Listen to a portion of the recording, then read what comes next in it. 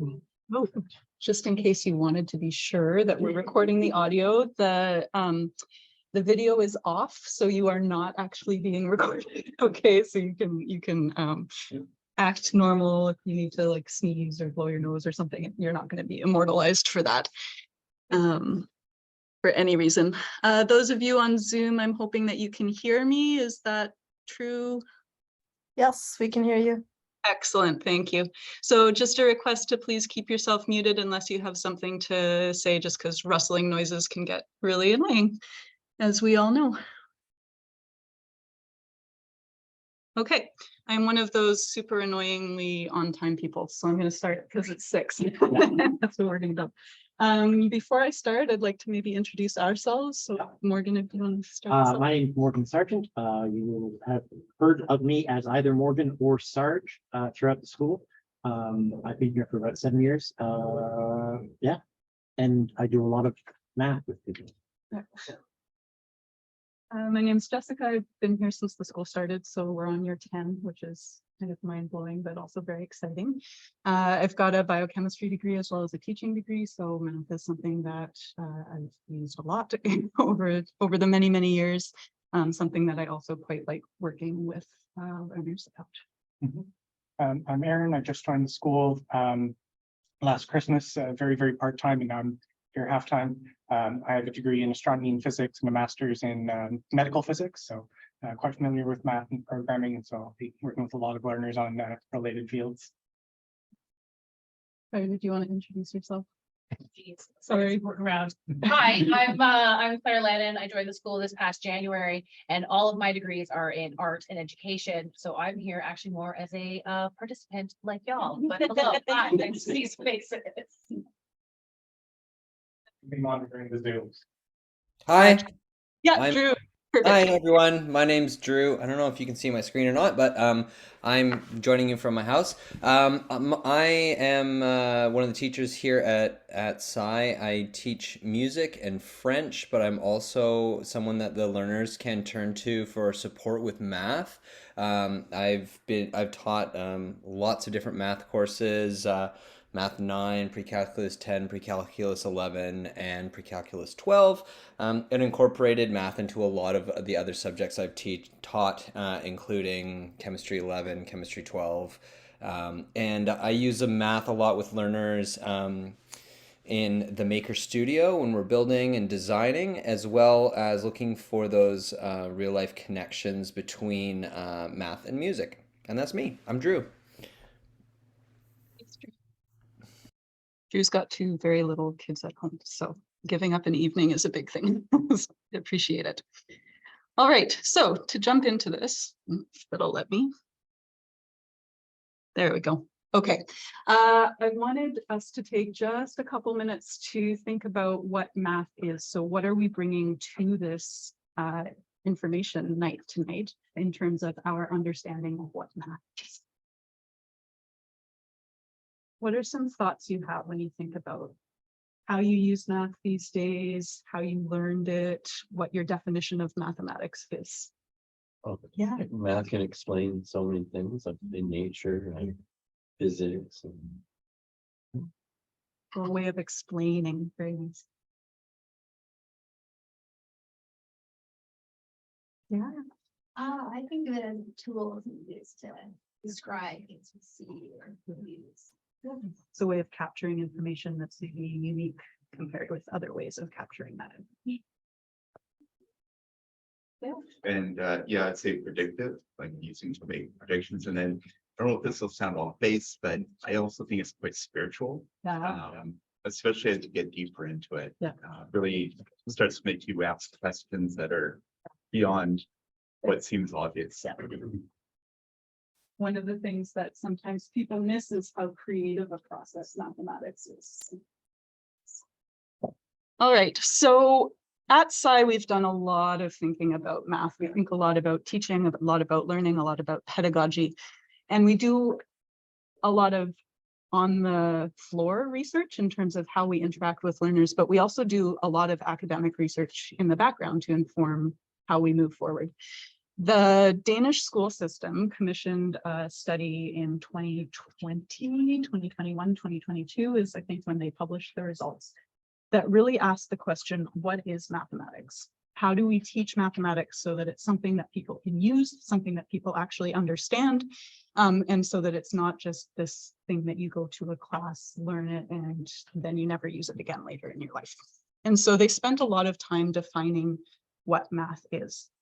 They broke it down into two big categories. So the first category is to ask and answer in, with, and about mathematics. So it's understanding what kind of questions are mathematical questions. How do we approach those questions? How do we make models? How do we solve problems? How do we reason through things in a way that will lead us to a conclusion that is right, or at least informative, even if it's not right? The other half of those competencies is more to do with what is math as a tool, as a language. How do we communicate? How do we use the symbols that are associated with mathematics? Because it is a little bit different than the communication that we do in other areas. And so that could be, how do we represent information? How do we work with that information? How do we communicate that information? What are the tools that will allow us to access things or pull things apart or look at things differently than we could if we didn't have those tools? Questions about this so far? It's a big 230-page study. It's massive, but probably the most worthwhile thing I have ever read about mathematics, ever. And they emphasize over and over again that mathematics is a competency. So it's not a subject that someone studies and then knows everything. It's something that someone works to gain skill in over time. And so they're going to be looking at different types of questions. They're going to be building skill and confidence. They're going to be identifying things that they couldn't identify before. And it's not just about how you learn to multiply, have you learned to add, that kind of a approach, which I think is often how we see mathematics portrayed. Questions about this so far? Please feel free to interrupt. I know that like our learners know that here, that they can ask questions. You are also very welcome to ask questions at any point. Okay. So mathematics is creative. It's rooted in imagination. Okay, so it's not always describing something that is physical and in the world. It asks questions. How big a rectangle could I build if I had this much fence? How, like, what could I create? Okay, it's also simultaneously can be contextual and related to real world things. So we can look at things and understand them through mathematics. And mathematics allows us to understand those things in a different way than if we didn't have mathematics. Okay. And it's representative. So it does stand for something. Okay. It doesn't necessarily exist all by itself. It represents things that we can interact with. Okay. And then it's a means for understanding, analyzing, responding to, testing, modeling, communicating, and or manipulating situations or problems. There's someone with their mic on. If you don't mind turning that off, that would be really helpful for us here. Thanks. Okay, so what isn't math? The trick question. No, it's not a trick question at all. What isn't math? That's a really hard question to answer because I think we can look at a lot of things. I hope it's not boring. That's one thing that I hope mathematics isn't. I hope it's not boring. I hope it's not useless. Okay. Yeah. I hope it's not something that people dread.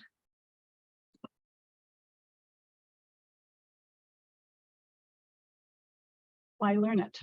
So we've been talking a lot about what math is, and I think that's inherent in this question. So if we want to be able to understand things, approach things, problem solve, represent, etc., then we're going to be able to need to understand math and use it and work with it on a regular basis. Okay, so because mathematical literacy is a competency, at PSII, we have 8 different competencies that we use for assessment. So we are talking with learners about their mathematical literacy on a regular basis. And we use two things when we're sitting down to do some assessment on mathematics. So one of them is indicators. So we are looking for indications that people are progressing in their mathematical understanding, that people are applying mathematics in situations, that people are asking questions or posing questions or approaching things that are math related as they are learning to identify that these things are mathematics. So a lot of the time people are coming out of a school system where math is something that you do in a class and nowhere else do you ever see math. It's a great disservice that we do. So it does take a little while sometimes for people to be able to recognize that the questions that they're asking are actually mathematical questions. And it is math, even if it doesn't exist on a worksheet or in a math text. Because sometimes these indicators feel like, what is my teacher talking about? We've also developed a bunch of guiding questions that we use in conversation with learners. So for the people who are here, there's a sheet of paper on the back. We have our mathematical competencies. For those of you who are online, I'm going to pull it up in the next slide. It's also available on our website. We have all of our competencies available there. Okay. So our indicators we pulled directly from that comm study. We did reword them a little bit to be a little bit more learner-friendly language, because 230 pages describing mathematical competency is something that you want to be able to boil down into one sentence with learners. So we've built a number of indicators that we use when we're discussing what learners are actually doing. And I think this is maybe just me, and I'll put this out to you too. I think half of my job as a math teacher is helping people recognize the math that they're already doing and to actually realize or identify as mathematics. And then helping them identify, okay, well, what's next? How else can I use math in this context now that I know that it is math or that I am approaching a mathematics problem? What can I do next to be able to actually exploit? We have a number of guiding questions, and then we also look at, in terms of assessment and moving forward, we look at where is a learner right now in their use of mathematics or their understanding of mathematics. So depending on the type of learning activity that someone's engaged in, they might be working at they're just starting to develop this competency. Maybe they're able to define what a linear function is. Okay, so they're able to describe what that is to me, but they're maybe not at a point yet where they can look at a situation and then write an equation that describes that. Okay, so that kind of place is a good place to start. And it's directive to us as teachers in terms of, okay, how do we support that person to go further, to develop more competency? Because it always has to start where a learner's at. It can't start where I think someone should be. So like someone comes in grade 10, oh, they should be right here. And I'm going to pick up and I'm going to teach this unit because obviously they've already learned all these things and understand them and they're ready for exactly what I'm going to teach next. I always have to start. And then sometimes we have other people who are coming in and they're already judging and recommending and like coming up with their own complex ways of representing the relationship between math and music is one that a number of our learners are very excited about this year. So it's the example that kind of comes most readily to mind. Questions about any of this? We'll also have a bigger question time at the end, but just wanted to make sure I wasn't rushing through anything.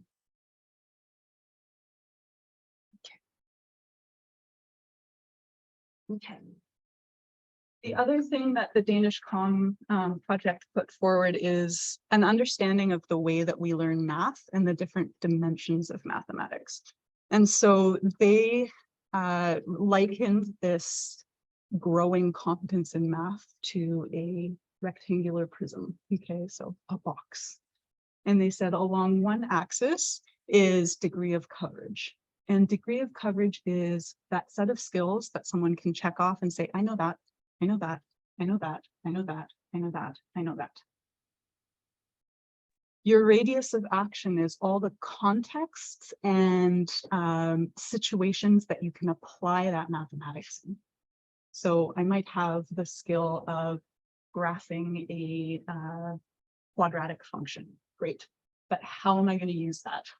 So if I didn't know how to use that, then my radius of action would be quite short. if I knew how to use that in all sorts of different places, or if I even wanted to try to see whether it worked in different places, then that would be extending my radius of action. And then the third dimension is technical level. So this is the skill that someone actually has using those skills that they've learned. So how proficient they are in using it. So maybe someone can work with quadratic functions, but they really need to check with someone kind of at every step as they're working with it, because they haven't really brought that in and made that something that they feel any expertise yet. Okay, so the technical level is really something that it's up to the learner to decide how much they want to develop that competency in that area at that particular time. So one of the things that we really want to make sure of is that it's not us as teachers deciding how technically competent someone should become at any given time. Because it might not be relevant to them at that moment. So how do you support that? So when you're the radius of action, so you're using quadratic functions and somebody comes up with music or whatever. Yeah. You can use that and the student is engaged in that and they learn that and then they move on. Yeah. How do you build upon that Yeah. to get into first year algebra? Yeah. Essentially, right? Like, I understand how it can come up in many different fashions, but if it's not, if they're not engaged themselves, or if it's not being built upon, I have a hard time following how they are really building that skill set. Absolutely. Mm. So it comes back to our model, which really is a co-creation model. So people don't know what they don't know. So if they've applied it to a situation because they happen to be looking at that situation, they might not consider or think about other situations that might also apply to. And it really is our job as teachers to be, hey, what would you like to look at? These are some other areas that this is related to. Is this relevant to you to look at right now? Is it within your goal? Is it within the things that you see as relevant at this moment? So you are sort of Absolutely. with them to kind of push that along. Absolutely, yeah. We would never say that learners can know what they don't know. Yeah. Right. That really is our job. And with mathematics, because we've coded it behind language and symbols that most people don't understand until they are taught it, then yeah, it's extra our job, particularly with math. Yeah, like an add-on question, but I feel like having been through traditional school myself, not this type of school, like there is like kind of in math, the teacher kind of pushes you past where you kind of thought you wanted to be with that subject. Yeah. So where is the learner's choice of like, all right, that's more than I want to take on right now versus like, no, like, come on, like, you gotta like push yourself a little bit here. So I would say it's our context that actually pushes learners instead of us as teachers, because they are setting their own goals. And yes, sometimes people will say, I'm not wanting to look at this right now. It's not important. And then it really is that conversation around, well, would it be something that would be useful for you, even if not right now?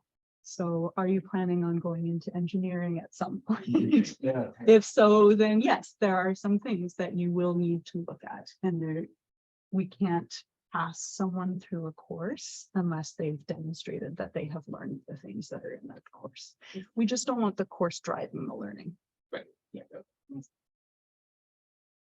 there anything else that should be added to answer? It's much the same as you just sort of said. Yeah. I mean, it's remarkable how once we've met these learners sort of where they're at, and we help them engage in this mathematical thinking and understanding of mathematics based on something they're choosing in the first place. And then they start to recognize that they in fact have some aptitude, they have some competency in this, and all of their previous understandings about themselves in relationship to math suddenly starts to change. And barriers that we've been seeing 3 weeks earlier are nowhere to be found. And they're all of a sudden going, yes, I have the confidence that I can approach something that is completely new to me, and I can actually deal with it, and I can actually figure out how to incorporate this. But we don't try and get there until we first kind of met them where they're at and help them sort of start to understand for themselves that they have this competency, at least in some degree already. I would also suggest that sometimes new barriers pop up that we wouldn't have seen otherwise, because people have gotten really good at memorizing processes and just like following steps. And then all of a sudden, when they're being asked to not follow steps, but think about what they're doing and why they're doing it, then new barriers start to pop up, whereas before someone might be an A mathematics student because they are able to follow these processes and apply them, are now really struggling. So it's a little bit of barrier removal, barrier growth. Discovery, yeah. Yeah. And then we have to come up with new tools and help those learners start to address what they need to address in order to meet the goals that they're setting for themselves. From a teacher perspective, that's exciting for me. Yeah, so it's not something that I see as a problem. It's something that I see as an opportunity or a possibility, and that's exciting. So my job is not boring when I get to be able to teach math in a competency context. So I can see how some students maybe are more engaging. Yeah. With that process than others. So what about students who maybe aren't as engaging with mathematics? Yeah. How do you prepare them for graduating? I mean, does that just come down to the fact that they either are engaging? Yeah. Really? So this is a challenging one, and this is one that we have to deal with every year, all the time. And it does come back to what we're co-constructing with learners, and it has to do with where it is they want to see themselves going, and why they want to get there. Yeah. And so, yeah, we've had learners who really, really want to go into something and say have to find these ways to engage in math. It doesn't come naturally to them, or they haven't found a way to engage. And so they've been pushing it off and pushing it off, but they keep telling us they have these goals in which they need these math skills, these math understandings to continue. So we keep working until we find a way, and we don't give up. And there's no sort of universal answer to it, except that we just keep working with them, and we keep exploring, and we keep trying to find the ways that something is going to click for them so that they can start to move a little bit faster. And we build the appropriate safety nets. Mhm. So if at some point we need to start scheduling someone into working on something at a particular time, because that's the way that someone is going to be able to approach mathematics, then we do that too. That's your- Yeah, absolutely.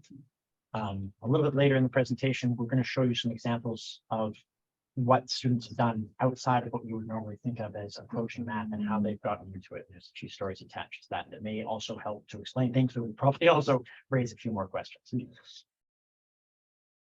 We really do appreciate the questions. Like, Yeah. I would rather that all the hard questions came out now instead of you going home and being like, man, that presentation didn't answer any of my questions. So please, like, send them our way. Okay. So this is my little trying not to be too scathing critique of how math is normally taught. Worksheets are only that tiny bit of degree of coverage. They generally do not have context, or if they do, the context is so ridiculous and fictitious that you would never, ever use mathematics in that way. Yeah. The textbooks that I had to look at when my son was in middle school, I was just, Why- Watermelons, 35 candles. Yeah.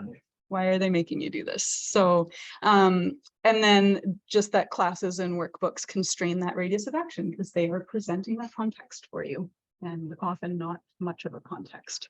And then that technical level remains really up to the learner. So it's not that we can't encourage as teachers and create opportunity and kind of like clear the way for people to be able to approach math in the way that makes the most sense to them, but it is up to the learner to decide where they're going. Okay. There was a mathematician in the States who wrote a fairly scathing, but also quite short critique of the math system that was in the States, which is not too dissimilar to what we have in Canada. This is what he wrote. I'm going to read it out loud. So how do we teach our students to do mathematics? By choosing engaging and natural problems suitable to their tastes, personalities, and level of experience. By giving them time to make discoveries and formulate conjectures.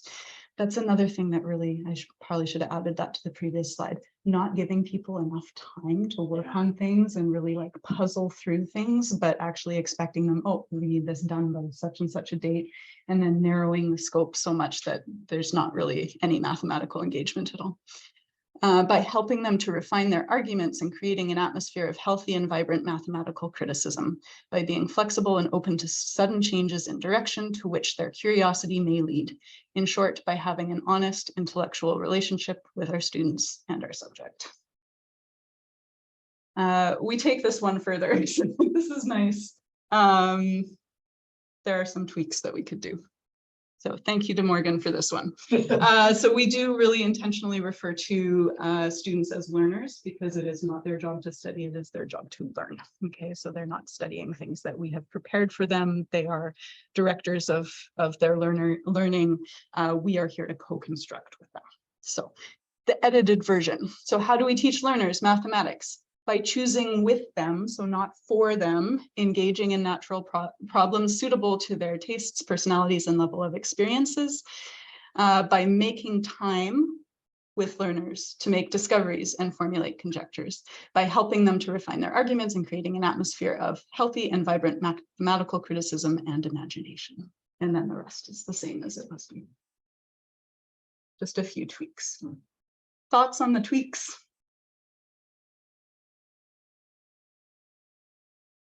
On ground. Yeah, it is. It is. We're pretty proud of what we do. Yeah, for sure. Okay.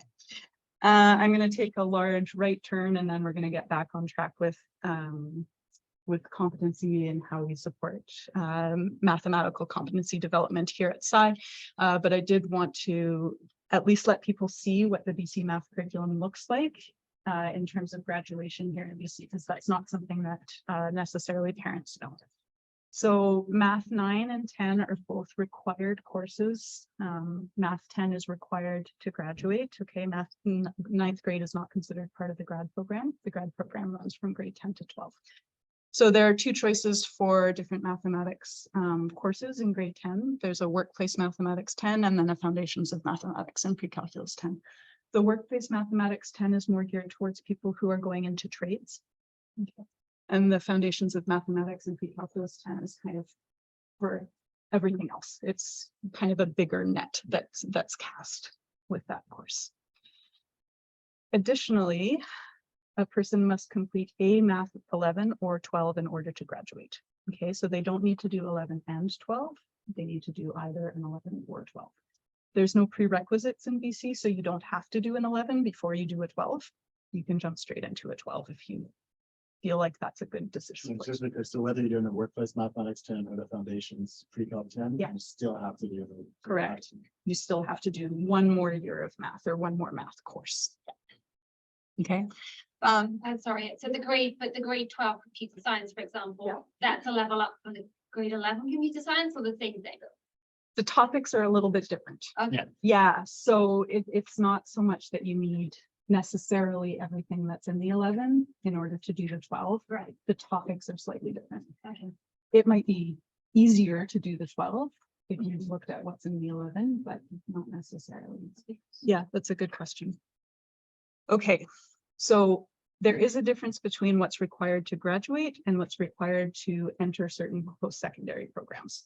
Okay, so just because someone could do a Math 11 and be fine to graduate from high school, that wouldn't necessarily give them the entrance requirements to go into a particular university program, particular college program, anything after. So if you're going into engineering, for example, they specifically require pre-calculus 11 and pre-calculus 12. If you're going into engineering in Ontario, you also need calculus 12. In BC, you just need the pre-cal 11 and pre-cal 12. You worry about the calculus once they're there. Ontario universities expect you to also have the calculus 12. So it's something that we talk about with learners. They are aware of this. It's not something that we keep hidden from them. We don't say, oh, this person is a history of mathematics person, and that's what they're going to do. And that's going to be their graduation requirement for mathematics. We really have a lot of conversations with learners around their intentions with math, and that includes meeting prerequisites for career paths or post-secondary opportunities. If you go into post-secondary and they don't have this format of learning Yep. in a math environment, do you find that students are successful coming out of this environment and going right into textbooks and worksheets and? Yes. totally Yeah. fine? So when we talk about sort of meeting learners where they're at and then helping them with their goals, for learners who know that they're going into very technically heavy areas of study, we actually do work with them to say, okay, let's do some test strategy, let's practice tests, let's talk about how you learn this stuff on your own if you don't have a good teacher that's going to teach you with all of these things. So we address it directly. So if somebody's saying that they're looking at going into engineering or medicine or something like that, then you tailor the workload around that. We co-construct it with. Yeah, that's good. We tend to be a little bit more session heavy with the pre-calculus 11 and pre-calculus 12 as opposed to inquiry heavy. Mostly because the content in pre-cal 11 and 12 is learning the skills to be able to do calculus, and they're not as easily or as naturally applied to looking at situations around. That's what I'm just focused on. Our son's been here for 4 years, son's been for 8 Yeah. and that's one of the things I've struggled with understanding the math approach here is the generation I come from is very foundation educated. Yeah. That is very follow the steps down the road. To really get to do a car action, you know? Yeah. And so I've struggled to see how that's been working, you know? Sometimes we have people who work backwards, which is one Yeah. of my favorite ways to work. So someone will say, I want to look at this specific thing in calculus. And so then it's like, oh, okay, well, then we better backfill all these skills so that you actually know what you're doing when you're working on that. So we've got a number of people who are working that way as well. Other questions about math courses?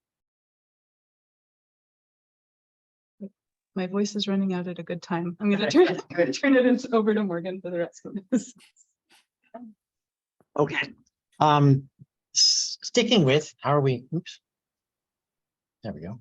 So we're going to take a look really quickly at the foundations of mathematics and pre-calculus 10. We put together sort of an idea. So we've taken the curriculum, what BC is asking us to do, and we're going to start by just looking at the pre-cal 10. It sort of applies to all of the other courses. It'll give you a sense of how we take what we're being asked to do by the province and integrate it into what we want to be doing in terms of how we're doing math. Everything falls into largely these 4 large containers. These containers are not discrete. That is to say, it's not that there isn't any overlap. Things overlap all over the place, but you can start to see just with these basic examples what falls into all these different areas. So the 4 categories. Whoops. Hello. Okay. We have algebraic thinking, we have rates and relationships, we have spatial and geometric thinking, we have mathematical operations. These are 4 fairly large containers for all of the different skills that come out of Math 10, Foundations in Pre-Calculus 10. And so without going through this and reading it all for you, you can start to see that certain things fall into certain areas. So awareness of the commutative property, associative property, so things to do with multiplication, addition, division, subtraction, all of those things, simplifying expressions and solving equations. Algebra, which falls under those algebraic thinking things, manipulating equations so they can be solved and simplified. This all fits into this big sort of category. Spatial and geometric thinking, applying trigonometry and Pythagoras, beyond the abstract, understanding these things in context, using them to find unknown values. So again, finding unknown values already overlaps with algebraic thinking, so you can see these things fall into different categories. Rates and relationships, making those connections and predictions between things, whatever those things happen to be. And then finally, the mathematical operations, which is what we're most familiar with. This is what makes math go. What are you actually doing with the things to understand how these relationships work? So far, so good. Okay, so what does that mean in terms of what we're doing here?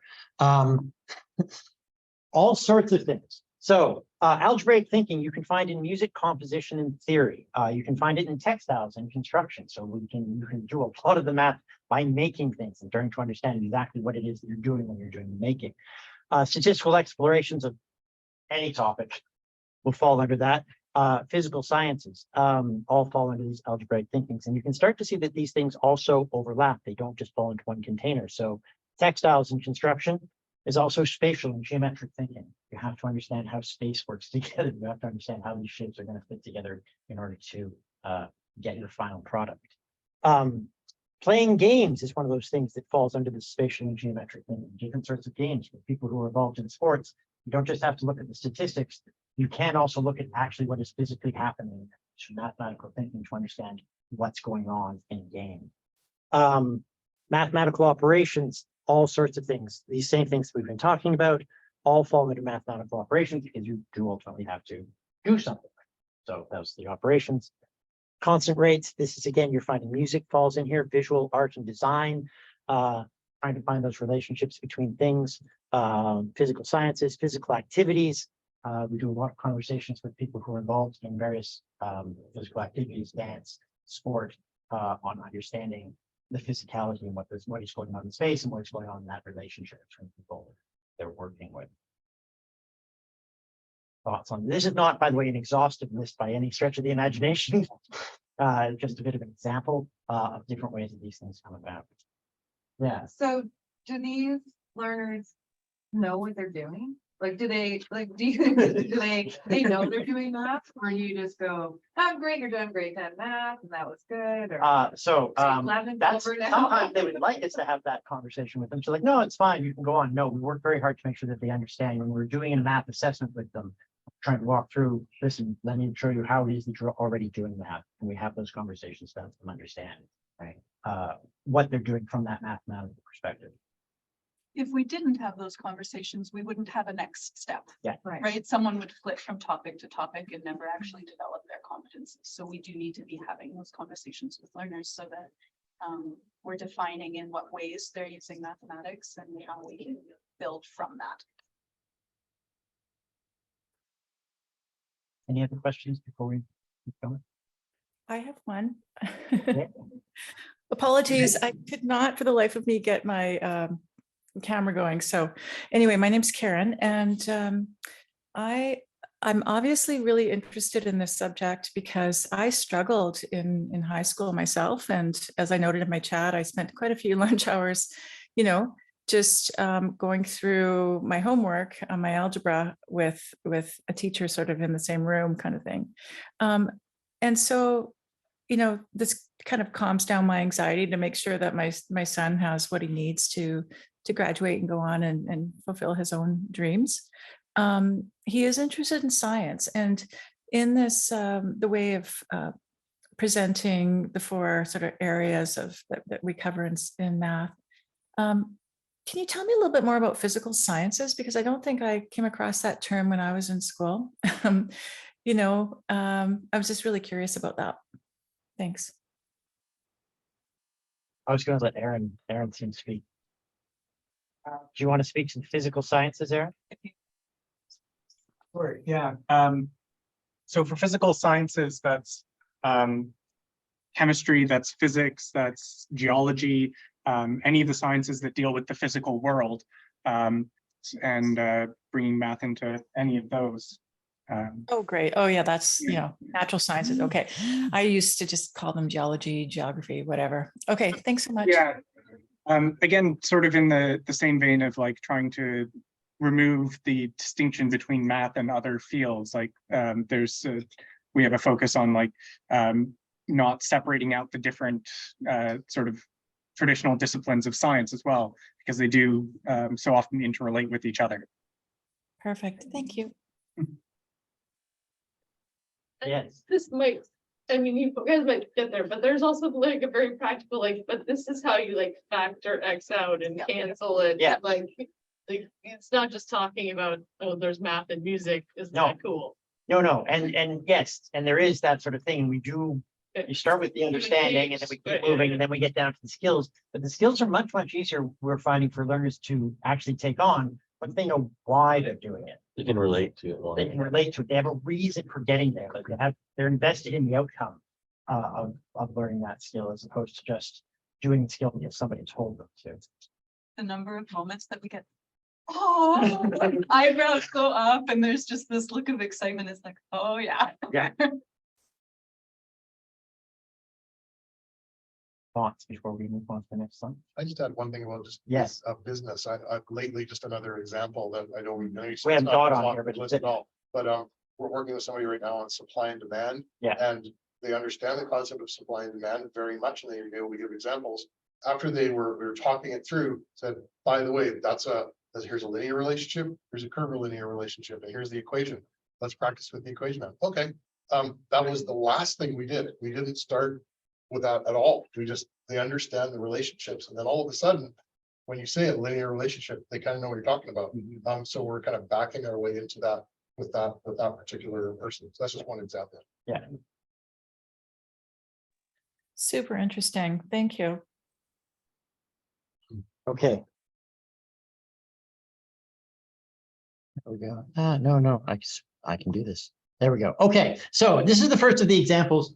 This is this is a little bit of an overwhelming example, which is why I want to start with it. And then we're going to get into some simpler examples. But one of the things that I liked about this, we haven't talked about this. One of the joys of being able to do math through an inquiry process is that you don't have to do it on your own. So often, usually you're asked, okay, just do the homework, do these things. And when it comes to the test, you have to sit there by yourself and remember everything yourself and do it all by yourself.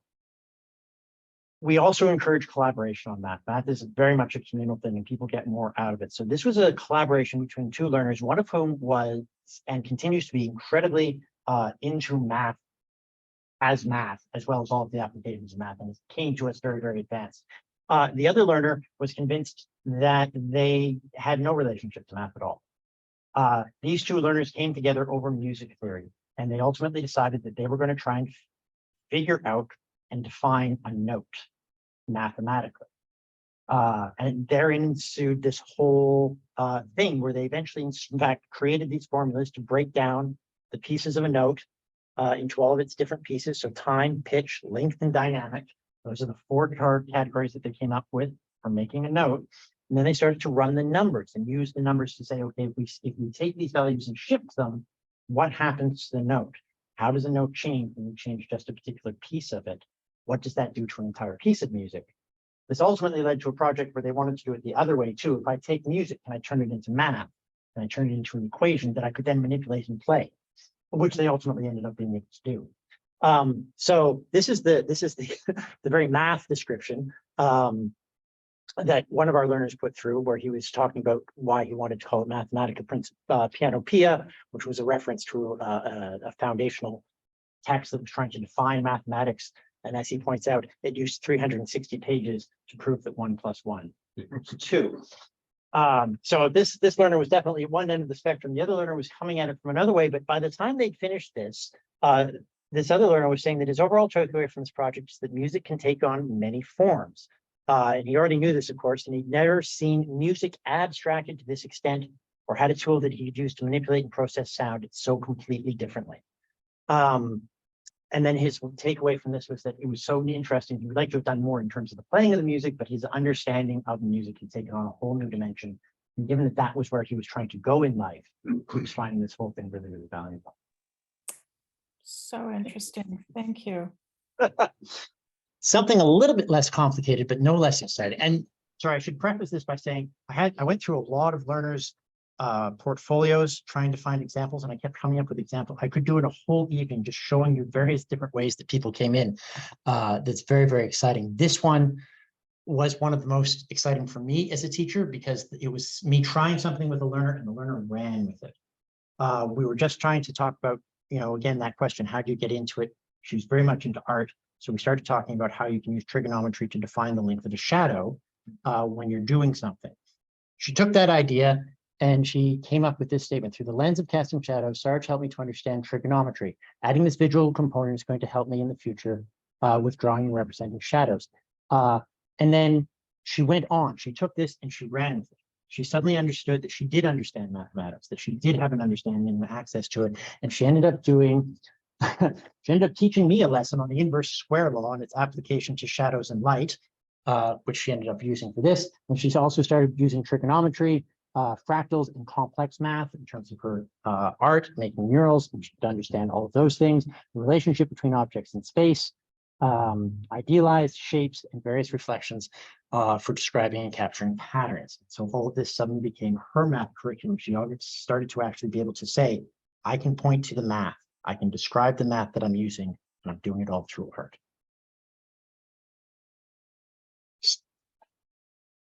A couple more examples. This is one that just came up this year. A learner has the question, what would happen if all of a sudden all the people on Earth were just not there?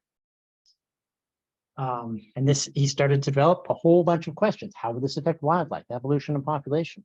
The negative effects that this would have on how quickly would this change the effects on the planet? How quickly would climate change? Right? All of the questions you might ask, what would happen if we suddenly weren't here? Which then led to us identifying all the areas of math that they need to start going into. But now this math is not just math that somebody's asking him to learn. Now it's a math that says, oh, this is how I understand the answers to the questions that I'm asking. These are the tools that I'm going to use to build up a picture of what would happen. And so this is not something, by the way, that we would necessarily accomplish in a year. This might be 2 or 3 years worth of work that we're going to work through as we also not just learn the math concepts, but put those concepts into a concrete situation where he's actually saying, okay, what does this mean in terms of what would happen in this ecosystem? How much more do I need in order to build this out? How do we then expand this to an entire planet's worth of cascading and interacting systems? But we've identified the start, and there's an excitement now to actually learn these pieces. One last one. There we go. This is one where I actually wish I could have just given you post after post after post. I've kind of truncated it, but this particular learner's journey from I don't get it to, oh my God, I got it. And their sharing of that sort of journey, the math itself was very, very exciting, but also just the experience that this learner went through in developing and understanding the math was very, very exciting. So this person was starting off with doing a spreadsheet for some correlation studies on figure skaters. Specifically, she was trying to figure out how to calculate how high a skater could jump and then land again. And as you can see in the process, my hypothesis is there's a strong correlation between height and success rate. And they immediately identified this hypothesis was pretty wrong. I'm still working on some correlations and averages, but I'm done finding information. And this learner had put together a spreadsheet with all of this information, was working through all sorts of things. And finally, at the end of it, so this was May 16th, 2 weeks later, May 24th, a week and a half later, May 24th, I did it, right? She figured out the whole thing. This is sort of cutting out a whole bunch of information, but she figured out what she'd done wrong. She explained what she'd done wrong and then explained what it was that she'd done right. And you can see on the piece of paper that she did the work. Wow. And again, this is somebody who didn't think that they had a particularly strong relationship to mathematics. And was very, very worried about it. Bring up a lot of emotions, as mathematics often does. And so working with this learner, she managed to do something that she could walk away and take and hold on as her goal. Not something that somebody else made her do. Something that she worked out. These are some of the ways that we start to work with learners by meeting learners where they're at and helping them to find ways into all of these things. So there's a solid context and a solid reason for learning the math just beyond I want to graduate. Not that isn't necessarily a particularly good reason, and there's ways that we can do that. If all you ever want out of this is to graduate, we will ultimately help you do that. But our hope and our desire for all the learners who come here is that there's a better reason to learn math than just because somebody else wants me to. It is one of the things that we have going on everywhere is that people hold on to this idea that math is foreign, it's hard, it's only for other people. What we're starting to discover as we work with learners in these contexts more and more is that math is just a natural human thing. And all we need to do is help you learn the language that everybody else is using to express it. There are countless more examples than this, but I decided to cut it short at that in the interest of time and in the interest of being able to give people a chance to ask some questions.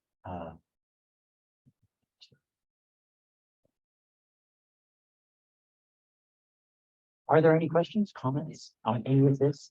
I want more examples. Actually, Drew, are you still there?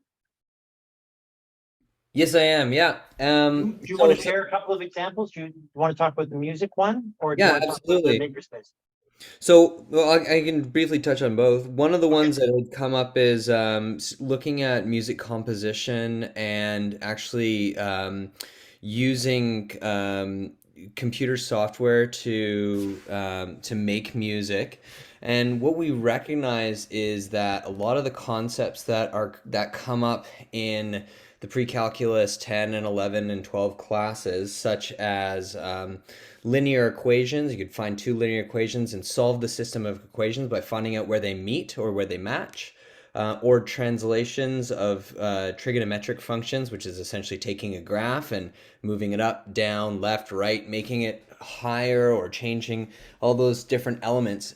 All of that is exactly and perfectly the same thing as taking two pieces of music, maybe it's a bass line and a guitar line, and finding out how they match in harmony.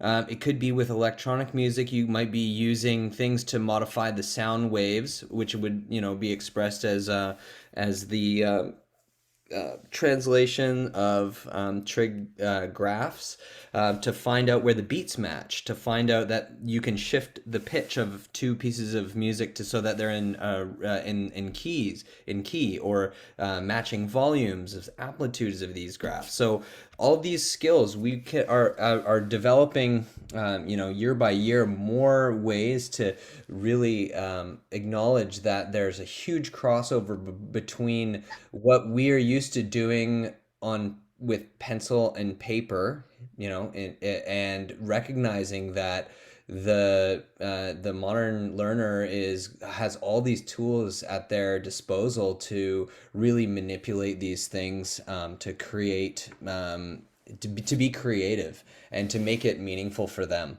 And the skills are the same. It's just in one you're using sound waves, and in one you're using a pencil and paper, and yeah, there's a lot of correlations there. Another one is in the Maker Studio. So spend a lot of time with learners in the Maker Studio, and they might come in with an idea, and we always start with a design process. So start thinking about what their designs are and how they can start building something or designing something. For example, we had a shoe rack. Somebody wanted to build a shoe rack. Sure, let's get into it and make some measurements and those types of things. And then one of the interesting that's come out of that recently is some of the shear forces involved in making something stable. So and we made this rack, and it was totally wonky and moving around. So how do we apply forces and structures to make these things work better? Another one was the use of reference. So with using math without numbers. For example, when we were building the cross brace, the learner asked, well, how long does it need to be? And we kind of thought about it. Well, it needs to be as long as it needs to be. We don't need an exact number value to determine that. We had a piece of material. We're able to mark on the material what the angles were and what the cut points were, and then use that as what we would refer to as a reference, something that we could use as our new measuring stick. So even though it wasn't exactly at 35 centimeters, it didn't matter. It was as long as it needed to be, and we could measure it afterwards. But it was something that we didn't need to necessarily measure at the time. So it's been a great way for learners who've had some past trauma with looking at the question sheet and having the fear of, okay, what do I do here? What do I do next?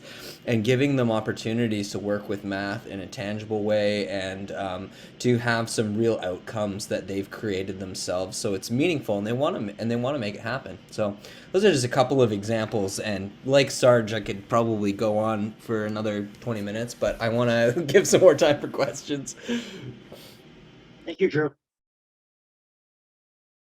Yeah, so whatever context a learner wants to be working in, math is everywhere. I mean, it's a bit of a cliche to talk about it, but we really do help learners. I say, oh, look, there is math in everything if you're willing to start to approach it and be connected to it. I really appreciate hearing the stories, and it's exciting to see people's proficiency increase and math anxiety decrease. So I guess I'm curious about how folks would be able to practice these things to really gain proficiency and ease to be able to use them. Because if they're doing lots of different projects, although they're super fun and it's great to have that wow moment, I guess I'm just not sure how they could have time to kind of practice and solidify these things.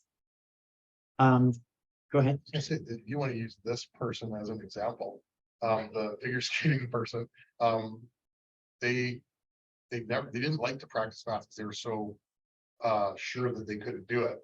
They did this, and now they practice math all the time. So it kind of gave them a reason to go from something that was the wow through an inquiry and then a little bit of a project associated with the inquiry into, okay, I see that there's some, I don't know, ways of doing business in math, like as Morgan said, the language that's kind of the more universal way of expressing math is useful. And now that I kind of understand that I can, I think I can deal with that. Now she practices math, but never was comfortable practicing math before that. So it does sometimes come down to going from that I don't know, unusual way of doing math to a more usual way of doing it when it actually has some meaning.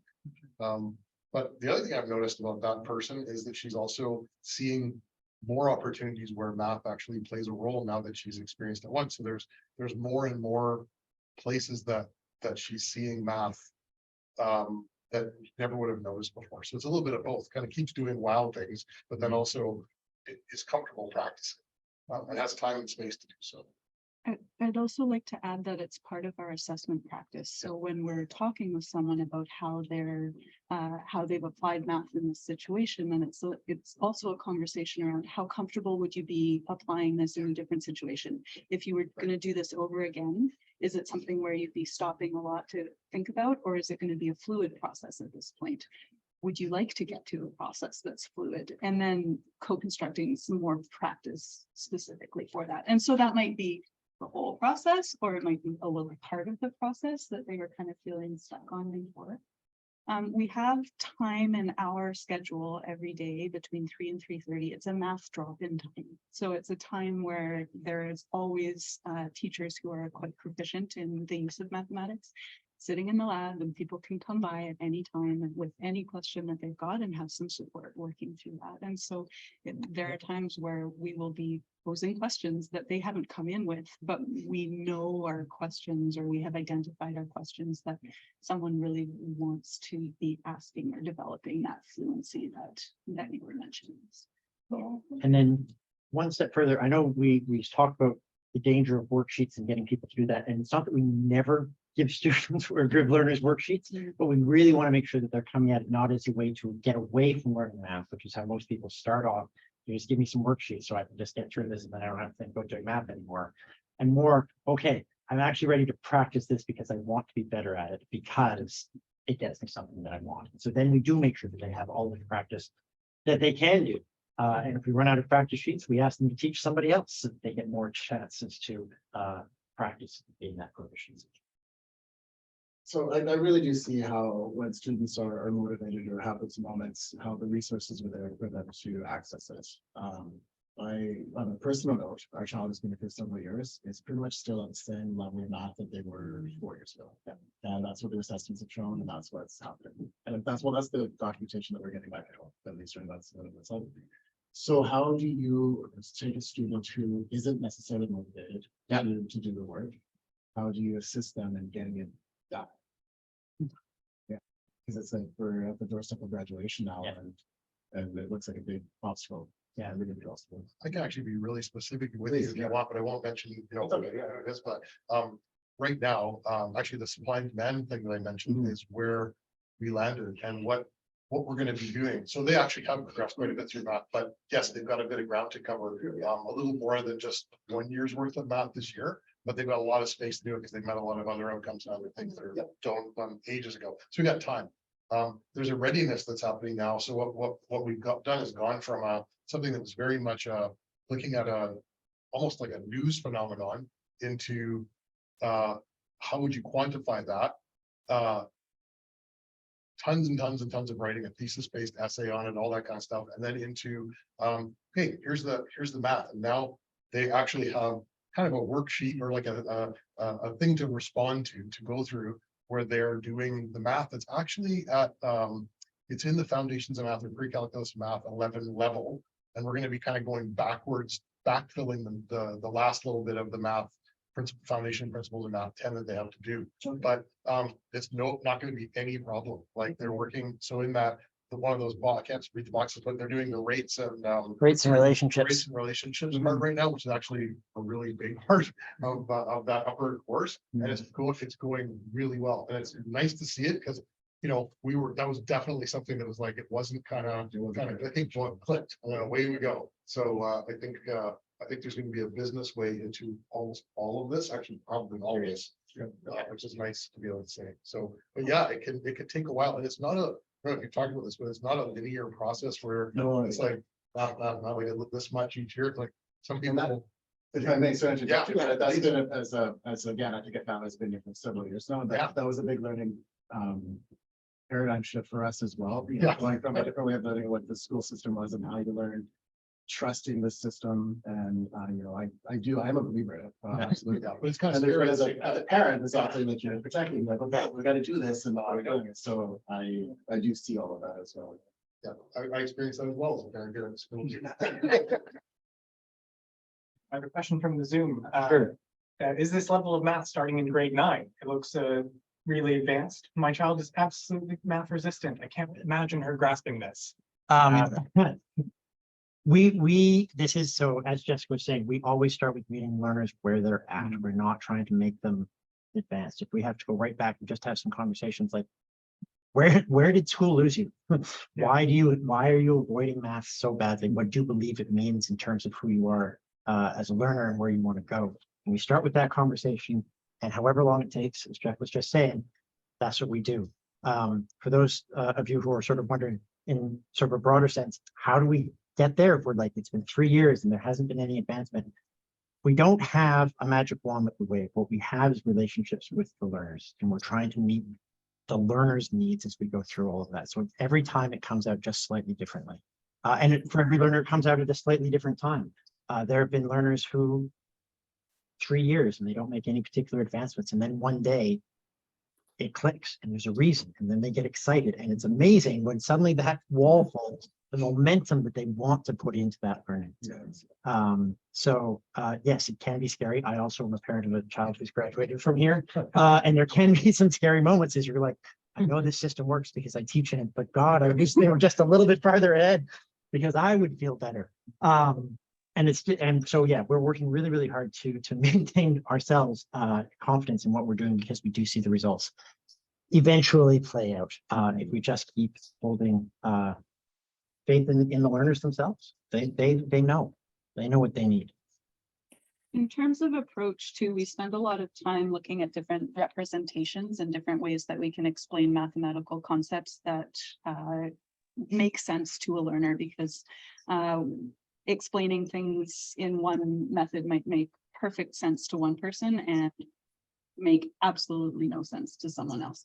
And so we do spend a lot of time with learners, helping them to look at things, almost experimenting, like trying, like, this is one way that we can look at it. Does this make sense? Or what questions do you have? What can we build off this? Okay, that's obviously like not making any sense whatsoever. Let's try another tack. And we really emphasize that it's not about the learner's inability to do math. So if one method or one approach isn't working for them, we need to find another way for them to be able to access that. That's not a fault on their part. There are lots of ins, there are lots of places for math to be picked up. And it's our job as teachers to find where those ins are. So just to further on that, was there in your was there communication with the school and home prior to being like, hey, you're graduating this year, but don't worry, we'll get there. But like, did you know? Like, 100%. Yeah, no, there's nothing Okay. back up bias. It's not. Yes. I'm very, very disappointed. I think it's going on.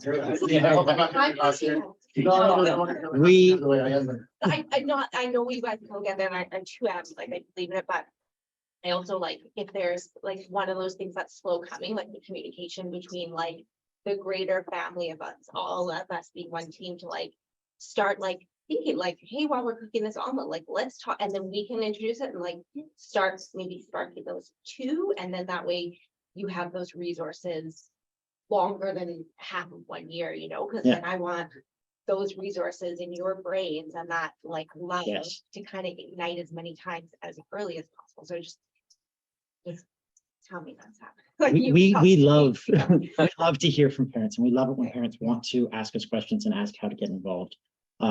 Yeah, please talk to us. Ask us questions. And like mine only had, you know. I have a question. It's coming. Yeah. Yeah. Absolutely. I have a question. It's Karen here. Sorry. I really wish I could see everybody's smiling faces. One day I'll get my, I'll get back on the computer, but I'm using my phone right now. I love the example of, really meeting kids where they're at. I'm praying like my son doesn't have the same sort of struggles I did in math.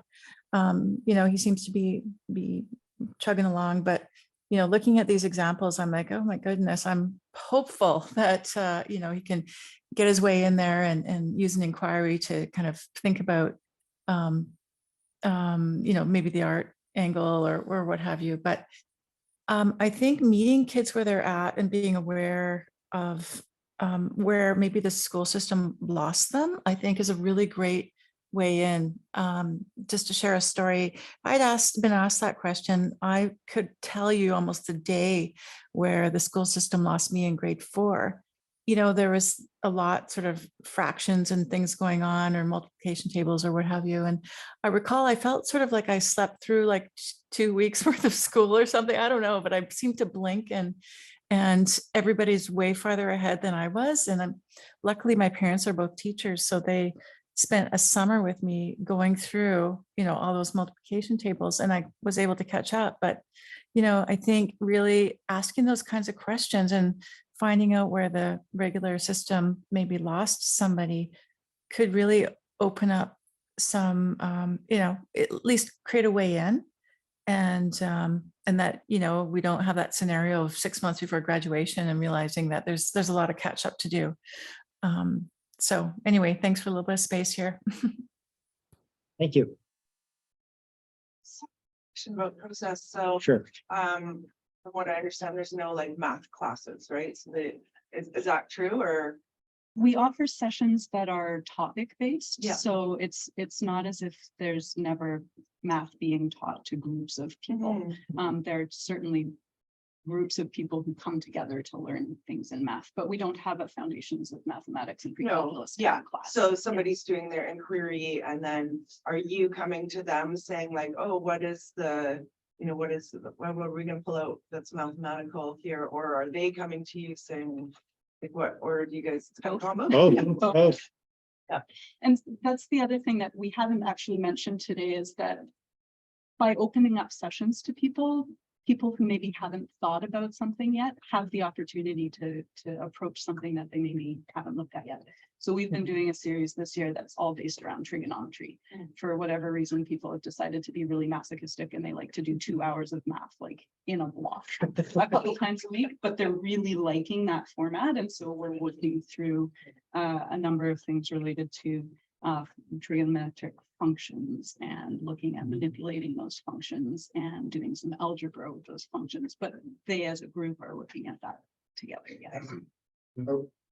Yeah, and like I'm working with the group on calculus because some learners wanted to like jump all the way into the deep end and be like, hey, let's do calculus. And so we're just sort of going through it bit by bit, but like every time there's a question sort of like going, okay, what does like f of x mean? And so we go back and fill that in, and that sparks really good conversations and brings in people from a whole bunch of different levels. I think none of the people in it are technically at the same grade level. So it's Yeah, that is one of the other things that we try and watch for, is really ask learners, don't compare where you're at to where anybody else is at.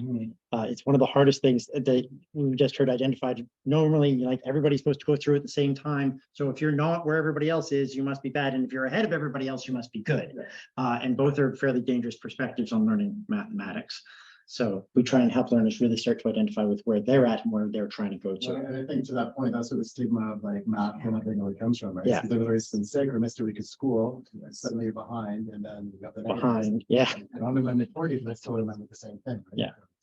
I think that is like to validate it. I do see that as like a big bonus to how you teach here, right? Is that whole, like you're saying, when you get back into it, you're not 6 months behind. Now is your time, and now you can excel. So I do see that for sure.